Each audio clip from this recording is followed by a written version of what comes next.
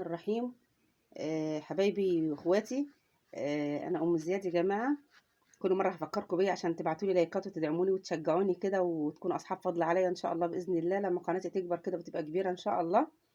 ادعي لكم دعوه حلوه من قلبي ان شاء الله باذن الله. انا النهارده يا جماعه جايبه لكم فكره ولا في الخيال. فكره جميله جميله جميله، ولو يا جماعه لو نفذتوها والله العظيم ما هتندموا. حاجه صحيه اولا وجميله وحلوة وطرية، وبصوا وما بتعملش حموضة، وحاجة من البيت وحاجة من الآخر يعني.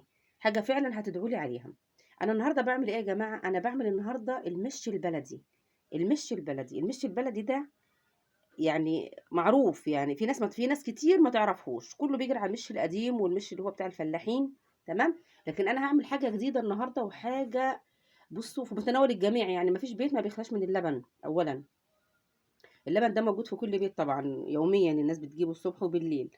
فشوية لبن كده زادت مننا. ماشي. هعمل بيها شوية مش بلدي.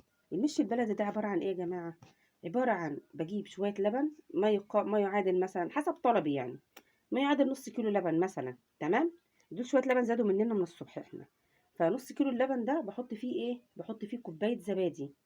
بحط فيه كوبايه زبادي او كوبايه ونص زبادي. ماشي. ادي انا معايا كوبايه الزبادي يا جماعه، بنزلها اهي. تمام. بنزلها بحطها. تمام. ادي كوبايه الزبادي. اللبن ده بعمل فيه ايه بقى؟ انا كده حطيت كوبايه الزبادي في اللبن. ماشي، ما فيهاش اي اضافات تانية. اللبن ده بسيبه يخمر.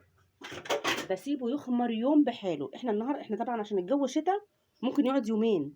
تمام. انا كده هغطيه وهحطه في الشمس. تمام. هنحطه في الشمس، هغطيه النهارده. يعني انا حطيت في كوبايه دلوقتي نص كيلو لبن. قلنا احنا الاول غاليينه على فكره يا جماعه، اللبن ده لازم يكون مغلي. نغليه بنعقمه. وبعد كده بفضي فيه كوبايه زبادي او كوبايه ونص زبادي. تمام. وبعد كده بغطيه يا جماعه. تمام. وبألفه في كيس. بلف الحله دي في كيس كده، او لو عندي برطمان بلاستيك يكون احسن برضو. تمام. بلف الحله دي كده في كيس. تمام. وبحط الحله دي في الشمس. بحطها في الشمس يوم بحاله.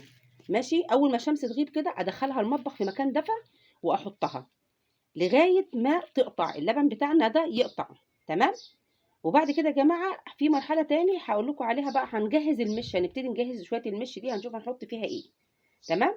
فلغايه ما نخلص ان شاء الله باذن الله كده اخلص اللي ورايا ان شاء الله، يكون ده خمر لغايه اخر النهار.